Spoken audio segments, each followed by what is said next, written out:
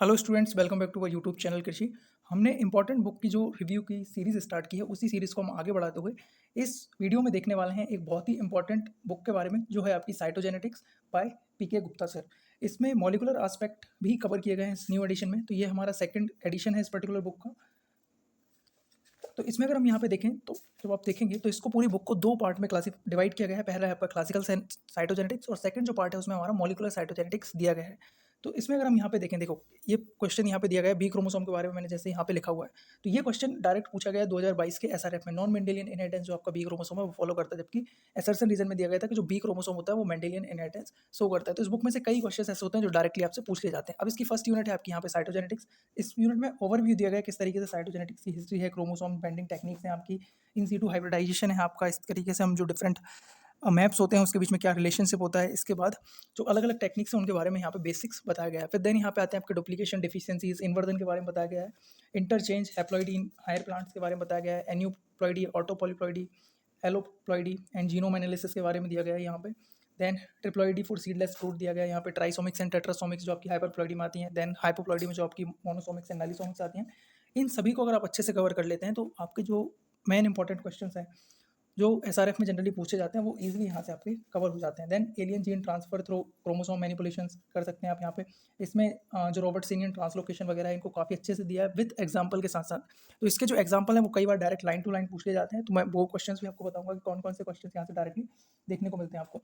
Then फिर important aspect दो और देखने को मिलते हैं। पहला है आपका sex determination and sex differentiation की साइटोजेनेटिक्स, और दूसरा है आपका एपोमिक्सिस की साइटोजेनेटिक्स। तो इसमें भी आपको इंपॉर्टेंट जो वो है देखने को मिलते हैं। अब जो सेकंड पार्ट इस बुक का है वो है आपका मॉलिक्यूलर साइटोजेनेटिक्स। इसमें हम जो मॉलिक्यूलर एस्पेक्ट होते हैं उसका साइटोजेनेटिक्स से रिलेशनशिप देखते हैं। पहला यही है आपका न्यूक्लियर डीएनए कंटेंट आपका जो है इसका ऑर्गेनाइजेशन किस तरीके से है, रिपीटेटिव डीएनए क्या होता है, न्यूक्लियोसोम का ऑर्गेनाइजेशन किस तरीके से होता है, स्प्लिट जीन्स किस तरीके से वर्क करते हैं।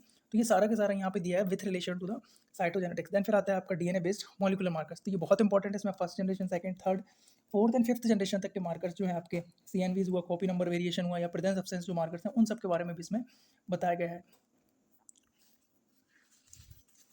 इसके बाद अगर हम यहाँ पे देखें तो genetics, cytogenetics and physical map जो होते हैं आपके, तो इसमें आपकी जो डिफरेंट मैपिंग टेक्निक्स हैं उनके बारे में एक ब्रीफ में आपको यहाँ पे देखने को मिलता है, और उसके साथ साथ आप किस तरीके से मैपिंग टेक्निक्स को अच्छे से यूज़ कर सकते हैं। तो जेनेटिक मैप क्या होता है, साइटोजेनेटिक मैप क्या होता है, आपका फिजिकल मैप क्या होता है। तो इस बुक को जब आप अच्छे से पढ़ेंगे तो ये जो बेसिक है वो भी आपके कवर हो जाते हैं। देन यहाँ पे लिंकेज बेस्ड जो क्यूटीएल मैपिंग करते हैं उसके बारे में दिया है। बीएस से दिया है, बीएसएस से भी कई बार क्वेश्चन डायरेक्टली आपको पूछे जाते हैं। इसके बाद इंटरवल मैपिंग दी हुई है आपकी, मल्टीपल इंटरवल मैपिंग दी है जिससे इस साल आपका एसआरएफ में क्वेश्चन पूछे गए हैं। तो ये काफ़ी इंपॉर्टेंट बुक है।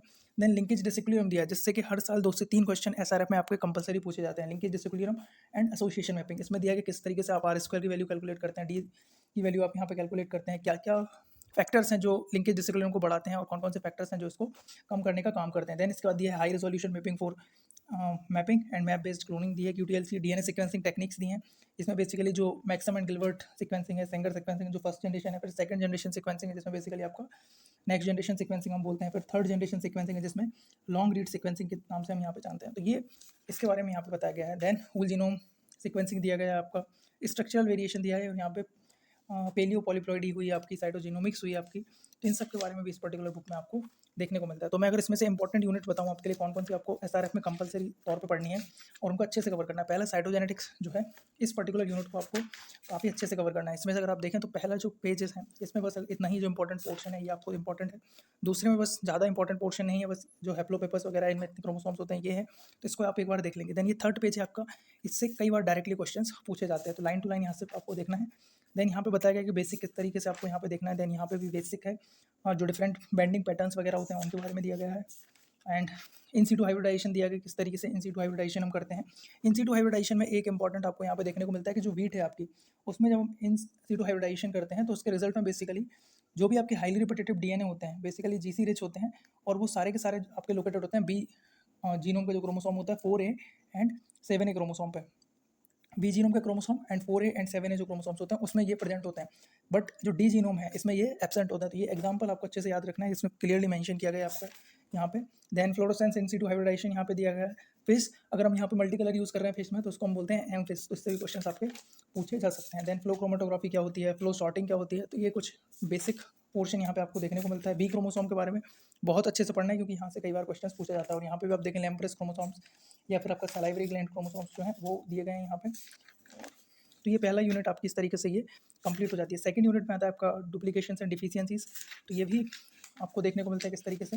देन थर्ड यूनिट है आपकी इन्वर्जन, तो इसमें आपको वही याद करना है कि किस तरीके से हम इन्वर्जन को प्रोड्यूस कर सकते हैं और कौन कौन से टाइप्स आपको यहाँ पे देखने को मिलते हैं, तो ये सब इस पर्टिकुलर यूनिट में आपको यहाँ पे देखने को मिलता है। फिर आता है आपका role of inversion in evolution and karyotyping reconstruction, तो इसमें इंपॉर्टेंट कुछ जो पॉइंट्स हैं बस वो आपको देखना है। देन फिर आता है आपका हैप्लॉइडी इन हायर प्लांट्स, तो इसमें आपको काफ़ी अच्छे से देखना है। इसमें अगर आपको जो डिफरेंट इंड्यूसर्स लाइन होती हैं, जैसे यहाँ पे अगर हम यहाँ पे देखें तो मेज की जो इंड्यूसर लाइन है स्टॉक 6, इससे जेआरएफ में लाइन टू लाइन क्वेश्चन पूछा गया है कि स्टॉक 6 किसकी इंड्यूसर लाइन है, तो ये मेज की इंड्यूसर लाइन है आपकी। तो इस तरीके से यहाँ पे बाकी मेंशन किया हुआ है, जिसके बाद अगर हम यहाँ पे देखें हैप है वो मेज में आपको देखने को मिलता है, आईजी है वो भी आपको मेज में देखने को मिलता है। तो ये सब क्वेश्चन हैं जो बेसिक पॉइंट है वो सारे के सारे आपको इस पर्टिकुलर बुक में देखने को मिल जाएंगे। इस तरीके से आप एनालिटिकल ब्रीडिंग यहाँ पे देख सकते हैं, एनालिटिकल सिंथेटिक ब्रीडिंग देख सकते हैं पोटैटो में जो हम करते हैं बेसिकली, एंजल ने जो कंसेप्ट आपका दिया है। फिर ये इंपॉर्टेंट पॉइंट आता है कि हैप्लॉइडी की क्या क्या लिमिटेशंस आपको यहाँ पे देखने को मिलती हैं, तो हाई कॉस्ट होती है, डिलोटोरियस म्यूटेशंस आपको देखने को मिल सकते हैं, एंड नॉन रैंडम रिकवरी कई बार आपको हैप्लॉइड्स की देखने को मिलती है। तो ये यहाँ पे आपको सारे के सारे जो इंपॉर्टेंट पॉइंट्स हैं वो मेंशन किए हुए हैं। देन फिर आपका आता है पॉलीप्लॉइडी इन हायर प्लांट्स, तो इस यूनिट को आपको काफ़ी अच्छे से देखना है कि कौन कौन सी जो पर्टिकुलर क्रॉप्स में पॉलीप्लॉइडी देखने को मिलती है। देन जो नेक्स्ट यूनिट है वो आपकी है ट्राइसोमिक्स वगैरह, तो इसमें आपको ये देखना है कि किस तरीके से मल्टीवैलेंट बनते हैं, बाइवैलेंट बनते हैं, या जो अलग अलग टाइप की आपकी ट्राइसोमिक्स होती हैं। प्राइमरी ट्राइसोमिक्स में आपका जो क्रोमोसोम है वो नॉर्मल रहेगा कि आपका ट्रांसलोकेटेड रहेगा कि आइसोक्रोमोसोम रहेगा, सेकेंडरी में आपका बेसिकली किस टाइप का रहेगा और टर्सरी में किस तरीके का रहेगा, तो ये और उनका मियोसिस में क्या टाइप बनता है, इससे जनरली क्वेश्चन पूछे जाते हैं और जो आपके डिफरेंट इंटरव्यूज होते हैं वहाँ पे भी इससे क्वेश्चन पूछे जाते हैं। तो ये पूरा पोर्शन आपको यहाँ पे अच्छे से देखना पड़ेगा। देन यहाँ पे आप देखेंगे कि एसिनेप्टिक, डिसिनेप्टिक और ट्रिप्लॉइड्स हैप्लॉइड्स किस तरीके से बिहेवियर इनका होता है। देन फिर ये जो अलग अलग ट्राइसोमिक्स इन पॉलीप्लॉइड जो क्रॉप्स उनमें किस तरीके से देखने को मिलती है, ह्यूमंस में ट्राइसोमिक्स किस तरीके से देखने को मिलती है, उससे कौन सा पर्टिकुलर आपका डिसीज देखने को मिलता है। तो ये क्वेश्चन आपका एसआरएफ में यहाँ से पूछा जा चुका है कि ये ट्राइसोमिक के कारण। देन मोनोसोमिक में भी आपको सिंपली यहीं से याद रखना है कि कौन कौन से जो इंपॉर्टेंट पोर्शंस हैं। देन जो अगर हम यहाँ पे देखें, इससे क्वेश्चंस कई बार आए हैं और मैं देखो आपको बताता हूँ कि कौन कौन से क्वेश्चंस यहाँ पे देखने को मिलते हैं। ये है आपका यहाँ पे alien gene transfer through chromosome manipulation.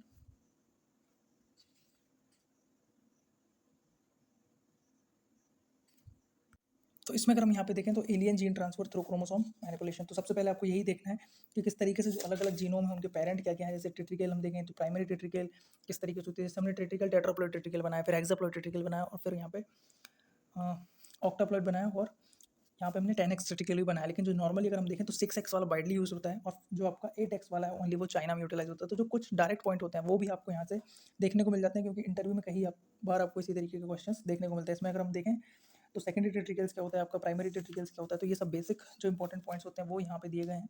Then अलग अलग जो क्रॉप्स हैं उनके बारे में बताया गया है। जैसे हम यहाँ पे देखें तो ब्रेसी का रेफरेंस जो ग्रुप है उसमें आपको किस तरीके से अलग अलग जो स्पीसीज है उनका जीनोम क्या होता है, ये सारे के सारे यहाँ पे बताया हुआ है। देन अगर हम बात करें यहाँ पे transfer of genomes in Festuca Lolium complex में किस तरीके से हम यहाँ पे ट्रांसफर करते हैं। देन पूरा का पूरा जो क्रोमोसोम है वो कैसे ट्रांसफर करते हैं, पूरा जीनोम कैसे ट्रांसफर करते हैं और उस पर्टिकुलर क्रोमोसोम का एक कोई पर्टिकुलर सेगमेंट कैसे ट्रांसफर करते हैं, ये सब यहाँ पे बताया गया है। यहाँ पे दिया है एलियन एडिशन लाइन, राई के क्रोमोसोम को हमने वीट में इंट्रोड्यूस किया है। Then addition of wheat chromosomes to rye, ये भी यहाँ पे आपको देखने को मिल जाएगा। देन ये देखो चाइनीज़ स्प्रिंग का जो है आपका बारले के साथ एडिशन आपको इसमें देखने को मिल जाएगा। तो ये जो कंसेप्ट हैं आपके काफ़ी अच्छे से इस पर्टिकुलर बुक में आपको यहाँ पे मेंशन किए हुए हैं। देन जो हम पढ़ते हैं यहाँ पे इंपॉर्टेंट है एलियन सब्स्टिट्यूशंस इन टोबैको, तो ये बेसिकली आपका जो निकोटियाना ग्लूटिनोसा बेसिकली जो है और टू निकोटियाना टेबेकम इसमें आपके तैयार किए गए हैं।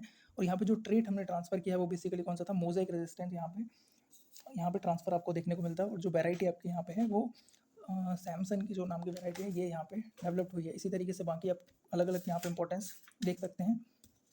ये क्वेश्चन यहाँ पे एसआरएफ में लाइन टू लाइन पूछा गया है कि ट्रांसफ़र एक वीट की वैरायटी का नाम है। ट्रांसफ़र यहाँ पे अगर हम देखें तो ये वीट की वैरायटी का नाम है जिसमें कौन सा क्रोमोसोम हमने यहाँ पे ट्रांसफ़र किया है, कौन सा जीन हमने यहाँ पे ट्रांसफ़र किया है।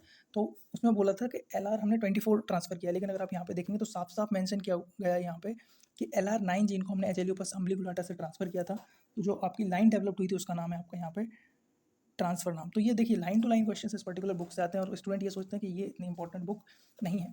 इस तरीके से हम इंटरचेंज थ्रू रिकॉम्बिनेशन भी कर सकते हैं, जिसमें पीएच जो जीन सिस्टम है, आप उसका यूटिलाइजेशन कर सकते हैं। पीएच जो जीन यूटिलाइजेशन होता है वो आपका पेयरिंग होमोलोगस होता है। ये बेसिकली क्या करता है कि पेयरिंग होने से जनरली आपको यहाँ पे रोकता है। तो इसमें अगर हम देखें तो आप फिफ्थ क्रोमोसोम को रिमूव कर सकते हैं, एलिसोमी का यूज़ कर सकते हैं, सप्रेशन कर सकते हैं फिफ्थ बी का बेसिकली एजेलियोपस स्प्लिटियोइड्स या एजेलियोपस मोटिका स्पीसीज के द्वारा, या फिर आप यहाँ पे जो पीएच होता है उसके रेशे से म्यूटेंट का यूटिलाइजेशन कर सकते हैं। तो ये तीनों टेक्निक से कई बार क्वेश्चन आए कि फिफ्थ बी में हम किस तरीके से इनका यूटिलाइजेशन करते हैं। तो ये सारा इंपॉर्टेंट पॉइंट आपको यहाँ पे देखने को मिलता है। ये फिर आपका यहाँ पे साइटोजेनेटिक्स ऑफ सेक्स डिटर्मिनेशन है, इसको आप पर्टिकुलर बीडी सिंह बुक से भी कवर कर सकते हैं या इस बुक से भी आप यहाँ पे इसको कवर कर सकते हैं। फिर साइटोजेनेटिक्स ऑफ एपोमिक